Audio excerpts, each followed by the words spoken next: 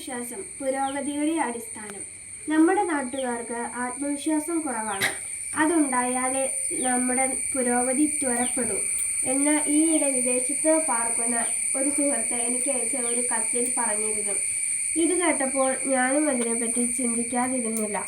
വിജയത്തിൻ്റെ അടിസ്ഥാനം ആത്മവിശ്വാസമാണ്. അതുണ്ടാക്കുന്നതിനു സഹായിക്കുന്ന ചില കാര്യങ്ങളെ പറ്റിയാണ് ഇവിടെ പറയുന്നത്.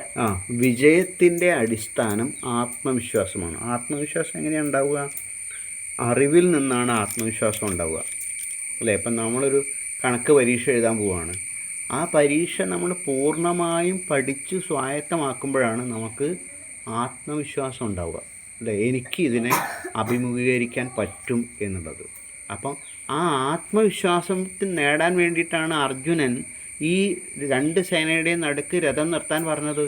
ഞാൻ ആർക്കെതിരെയാണോ യുദ്ധം ചെയ്യാൻ പോകുന്നത് അവരെയൊക്കെ ഒന്ന് ഓരോരുത്തരെയും പ്രത്യേകം കാണട്ടെ എന്ന് പറഞ്ഞത്. അവരെ കാണുമ്പോഴല്ലേ അവനവന് ആത്മവിശ്വാസം ഉണ്ടാവുള്ളൂ. ഞാൻ ഏത് ലെവലിലാണ് നിൽക്കുന്നത് എന്നുള്ളത് അർജുനന് പൂർണ്ണമായിട്ടും അവനവനെ തന്നെ മനസ്സിലാക്കാൻ പറ്റുന്നത്. അപ്പോൾ ആത്മവിശ്വാസം ഉള്ളവനെ എന്തുള്ളൂ? വിജയമുള്ളൂ. വായിച്ചോ മുഴുവൻ.